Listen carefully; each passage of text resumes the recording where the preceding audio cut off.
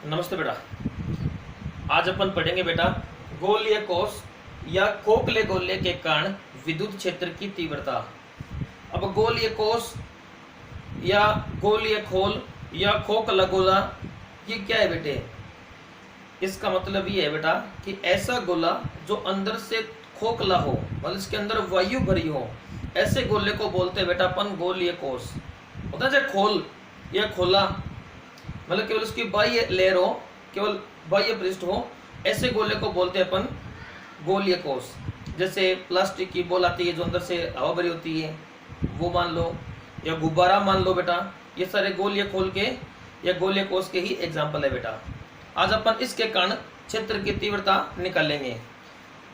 इसके लिए बेटा मैंने क्या किया, एक गोला लिया जिसकी त्रिज्या मानी बेटा मैंने कैपिटल आर। इस पर मैंने कैपिटल क्यू आवेश समान रूप से वितरित किया है।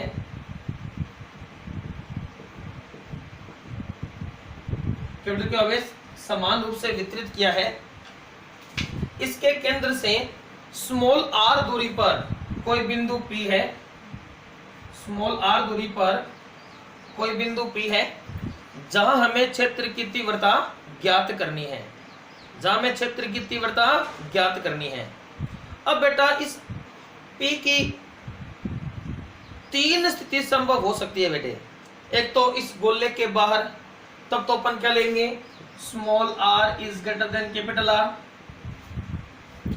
दूसरी स्थिति लेते हैं बेटा इसके पृष्ठ पर, इसकी रेडियस r है बेटा कैपिटल R, तो सेकंड स्थिति क्या हो जाएगी, स्मॉल r बराबर कैपिटल R। और तीसरी इसके अंदर आ जाएगी बेटा, अंदर क्या हो जाएगी, small r is less than capital R। इन तीनों स्थितियों पर अपन क्या करेंगे, विद्युत क्षेत्र की तीव्रता या क्षेत्र की तीव्रता ज्ञात करेंगे।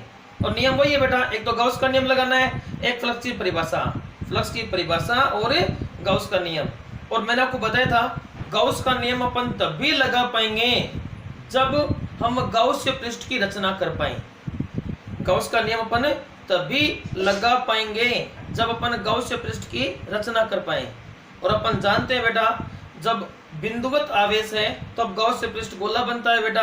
तो इसको मैं थोड़ा बड़ा बिंदु मान लूं तो इसके कारण भी जो गाउस पृष्ठ बनेगा वो क्या बनेगा, गोला ही बनेगा। तो मैंने क्या किया बेटा, इस O को केंद्र मानकर स्मॉल r त्रिज्या के काल्पनिक गाउस पृष्ठ की रचना कर दी जिसके पृष्ठ पर बिंदु P स्थित हो। अब क्या करेंगे बेटा, इस गाउस पृष्ठ पर एक छोटा सा अल्पांश लिया मैंने, कहीं पर भी ले सकते हैं बेटा,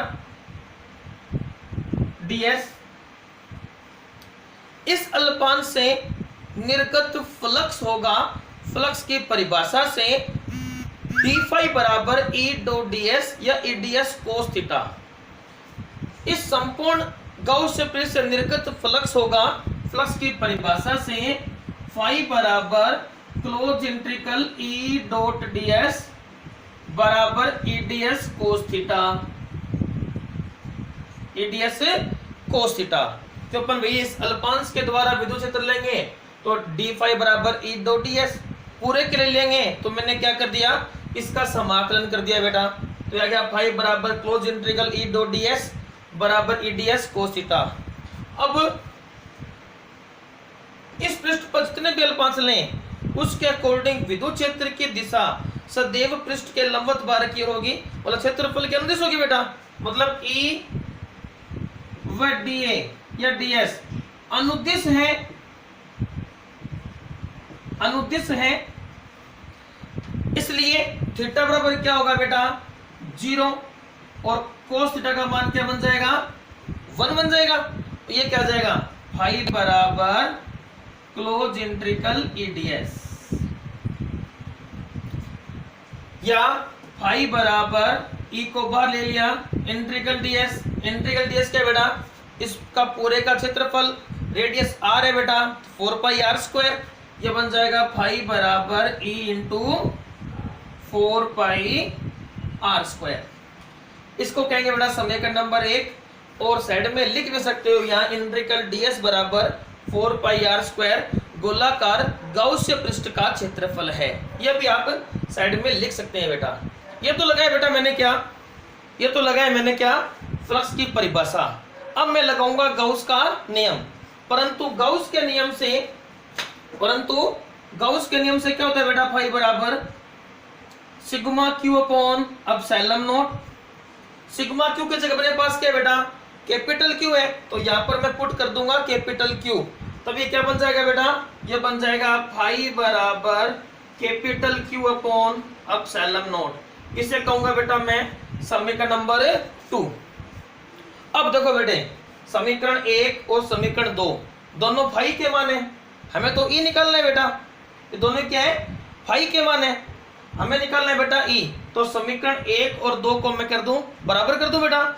समीकरण 1 व 2 से लिखेंगे, समीकरण 1 व 2 से E into 4 pi R square बराबर क्यू अपॉन एप्सिलॉन नॉट। और यहां से मैंने ई का मान निकाला, ई बराबर आ जाएगा Q upon 4 pi epsilon naught R square, या 1 upon 4 pi epsilon naught E होता है बेटा। ये बन जाएगा ई बराबर K Q upon R square. ये बन जाएगा बेटा ई बराबर K Q upon R square.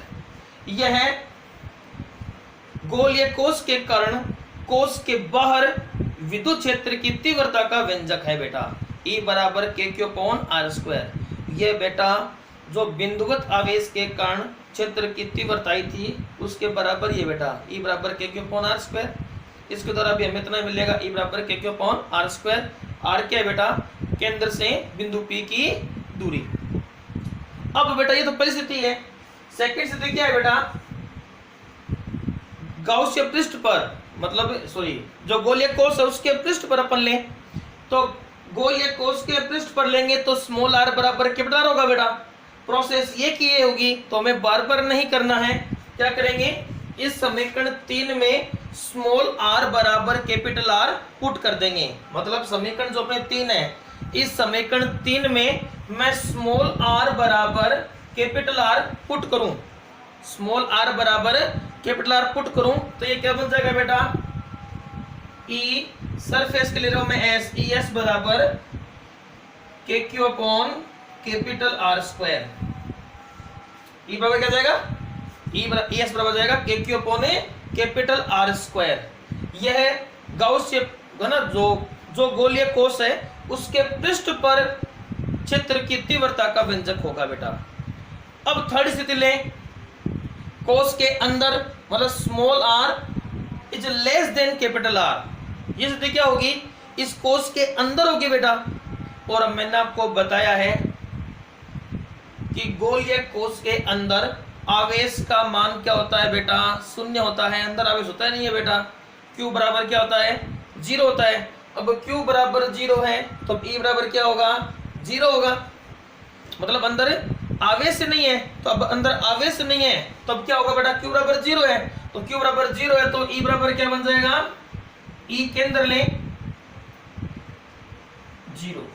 0 क्यों होगा, क्योंकि हम जानते हैं गोलीय कोष के अंदर आवेश सदैव शून्य होता है, आवेश अंदर नहीं होता।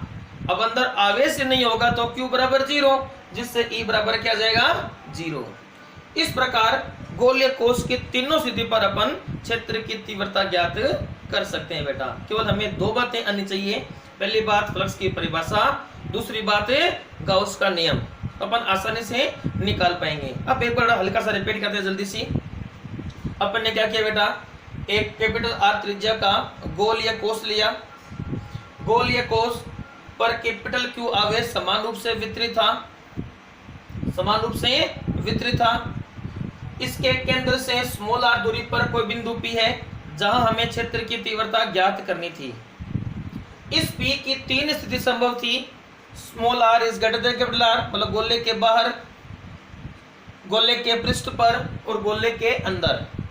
अब मैंने सबसे पहले बाहर स्थिति ली बेटा, small R is greater than capital R के लिए स्थिति बाहर होगी बेटा। मैंने क्या किया, ओ को केंद्र मानकर स्मॉल आर त्रिज्या के काल्पनिक गाउसीय पृष्ठ की रचना कर दी। इस पर एक अल्पांश लिया सरफेस एलिमेंट। फ्लक्स की परिभाषा से इससे निर्गत फ्लक्स होगा डी फाई बराबर ई डॉट डी एस। संपूर्ण के लिए मैंने इसका समाकलन कर दिया, फाई बराबर close integral E dot D S cos theta. ADS cos theta, चूंकि ई की है ना इस अल्पांश की प्रत्येक स्थिति में क्षेत्र की दिशा सदैव पृष्ठ के लंबवत होगी। इसका मतलब क्या होगा, ई व डीएस अनुदिश होंगे, थीटा बराबर कितना होगा 0 होगा, कोस थीटा का मान 1 बन जाएगा, 5 बराबर आ जाएगा ई डीएस। इसका मैंने 5 बराबर ई बार आ जाएगा इंटीग्रल डीएस, डीएस का मान इस गोलाकार गौस पृष्ठ का क्षेत्रफल 4 पाई आर स्क्वायर होगा। ये बन गया 5 बराबर E into 4 pi R square. अब क्या करेंगे बेटा, गौस का नियम लगा देंगे, 5 बराबर sigma Q upon epsilon not, sigma Q upon epsilon not. Sigma Q की जगह मेरे पास क्या है बेटा, कैपिटल क्यू है, तो बन गया 5 बराबर capital Q upon epsilon naught. इन दोनों को मैंने बराबर कर दिया, E into 4 pi R square बराबर capital Q upon epsilon naught, या ई बराबर आ जाएगा, इसको नीचे भेज दिया बेटा मैंने, Q upon 4 pi epsilon naught R square, या ई बराबर K Q upon R square. ये गोलीय कोश के बाहर क्षेत्र की तीव्रता का व्यंजक होगा।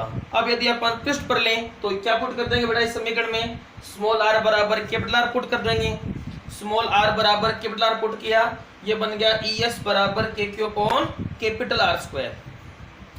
अब इसके अंदर ले बेटा, तो अंदर आवेश का मान 0 होता है, कैपिटल क्यू बराबर 0, कैपिटल क्यू बराबर 0 होने से क्या बन जाएगा, इस सेंटर के लिए, ई केंद्र के लिए 0, मतलब कोश के अंदर क्षेत्र की तीव्रता हमेशा 0 होती है बेटा। इस पर न्यूमेरिकल भी आता है बेटा, आपको जब न्यूमेरिकल कराएंगे तो कराऊंगा, एक ट्रिक का न्यूमेरिकल आता है इसमें 1 नंबर का। थैंक्स बेटा।